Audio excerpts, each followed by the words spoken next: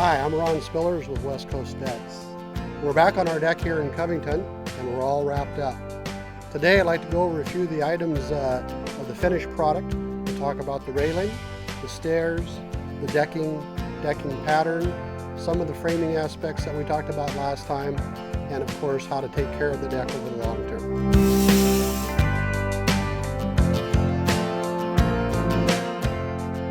This deck, which happens to be an encapsulated composite deck board, has been screwed down to the framework.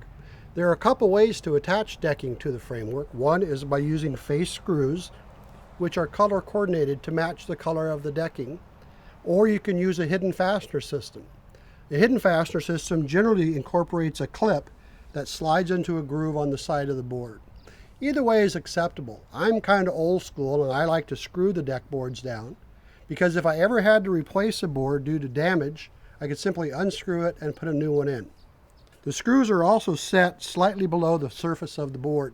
That's to allow a little expansion contraction. You don't want to get them too deep, but you don't want them sticking up either. These screws are what's called double threaded screws, so they don't pull a wad of plastic out of the composite deck board like they did in the early 90s. This actually, the second set of threads actually pushes the plastic back down into the board, and that's why you see a nice clean finish. You can pre-drill. You don't necessarily have to with all boards, but as a professional deck builder, we pre-drill all of our screws. We're also using what we call divider boards. Some people call them spleen boards on this deck. This divider board that runs down the center of the deck allows us to use full boards on either side of the divider board, so we can avoid what's called butt joints where two boards come together. We find this to be more efficient with the decking and also adds a little character.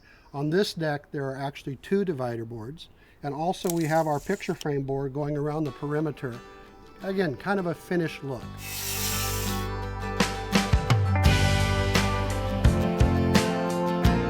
The rail posts are really the heart and soul of the rail. They support the whole thing. There's a couple things about the rail posts that need to be considered. Number one, the spacing apart, the distance apart of the posts, and their connection to the deck. In this case, this particular rail uses a 4-inch square plate with 4 bolts going into the framework into what's called the blocking. The further apart the rail posts are, the weaker the rail becomes for lateral load. And code requires a rail to withstand 200 pounds per square foot lateral load. That means sideways push. When you're building a deck, you have many choices when it comes to guardrails. This particular one is a powder-coated aluminum rail. It's also what's called a top mount rail, meaning it mounts on the top of the deck surface. Wood rails are very popular. They usually incorporate a 4x4 post that would mount down inside the framework and look like it's growing out of the deck. That's called an inside mount rail. A fascia mount rail is one that mounts on the outside of the deck. A fascia mount rail would give you a little bit more room on the deck, but generally they're a little more expensive. You can do a fascia mount rail with either a metal rail or a wood rail. A final choice would be what's called a composite rail system. They generally incorporate a wood post that's mounted inside the framework, and then it has a post sleeve or a composite post coated over the top of it with composite infill.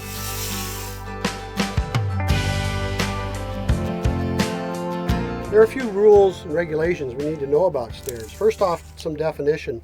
Where you place your feet is called the tread, and the vertical portion of the stairs is called the riser. The risers cannot exceed 7 3/4 inches high. You can be less than that, but you can't be any higher than that. Also, all the risers need to be within 1/8 of an inch of the same distance. In other words, you can't have one at 7 inches and one at 7 3/4 inches. Finally, the depth of the tread has to be at least 11 inches, as these are. You can be a little deeper front to back, but you can't be any less than 11 inches. We have a guardrail coming down the stairs that has a grippable top to it. In other words, you have to be able to grab onto the top of the guardrail as you come down the stairs. Code requirements have a certain shape and size to this grippable guardrail. Lastly, when you step off the stairs, you need to step onto something level and solid, such as concrete or stone or gravel. In this case, we have just dirt here. The owner's going to be doing his own landscaping, and he's going to have a new sidewalk put in here that will come up to the bottom of these stairs. So he'll be able to step off this last step onto a hard surface.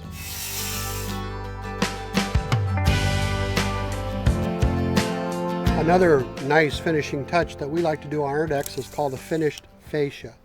This piece of material is covering the outside of the framework, and while the framework's not that bad looking, this is actually much nicer.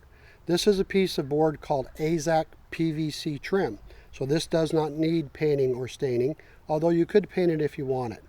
Notice that the color white on the fascia matches the white on the risers of the stairs.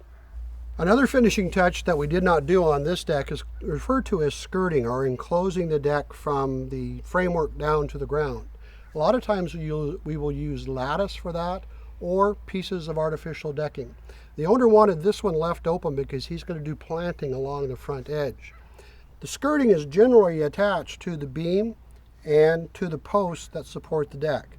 Most of the time you would simply put a piece of 2x4 between the support posts to create a frame to hold your lattice or whatever type of skirting you're going to use.